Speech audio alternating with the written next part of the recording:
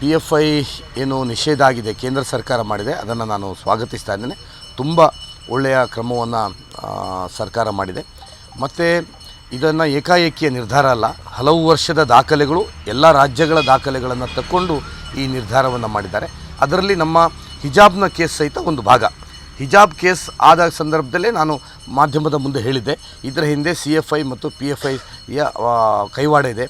ಅವರನ್ನು ಒಂದು ಅಜ್ಞಾತ ಸ್ಥಳದಲ್ಲಿ ಅವರಿಗೆ ಗುಪ್ತವಾಗಿ ಅವರಿಗೆ ಟ್ರೈನಿಂಗ್ ಕ್ಯಾಂಪ್ಗಳನ್ನು ಮಾಡಿದ್ರು, ಎಲ್ಲೆಲ್ಲಿ ಮಾಡಿದ್ರು ಅಂತ ಹೇಳುವಂಥದ್ದನ್ನು ನಾವು ಹೇಳಿದ್ದೆವು.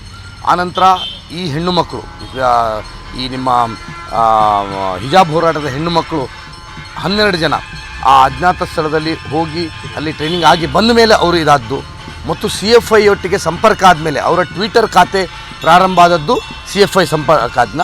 ಅಲ್ಲಿಂದ ಅವರು CFI ಒಟ್ಟಿಗೆ ಅವರ ಟ್ವೀಟ್ಗಳನ್ನು ಬೆಂಬಲಿಸೋದು, ರೀಟ್ವೀಟ್ ಮಾಡೋದು, ಸಮಾಜಘಾತುಕ ವಿಷಯಗಳನ್ನು ಇದಕ್ಕೆ ಮಾಡೋದನ್ನು ಮಾಡ್ತಾಯಿದ್ರು. ಸೊ ಹಾಗಾಗಿ ನಾವು ಅದನ್ನು ಹೇಳಿದಂಥದ್ದು ಈ ರೀತಿ ಇದೆ ಅಂತ ಹೇಳಿತ್ತು.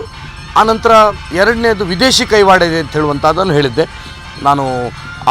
ನಮ್ಮ ಲೋಕಲ್ ಚಾನಲಲ್ಲಿ ಅಥವಾ ಯಾವುದೇ ಮಾಧ್ಯಮದಲ್ಲಿ ಬರುವ ಮೊದಲು ಅಲ್ಜೈರಾ ಚಾನಲಲ್ಲಿ ಬಂದಿದೆ, ಪಾಕಿಸ್ತಾನದ ಮಾಧ್ಯಮದಲ್ಲಿ ಬಂದಿದೆ. ಇದೆಲ್ಲವನ್ನು ನಾವು ದಾಖಲೆಗಳನ್ನು ಕೊಟ್ಟಿದ್ದು.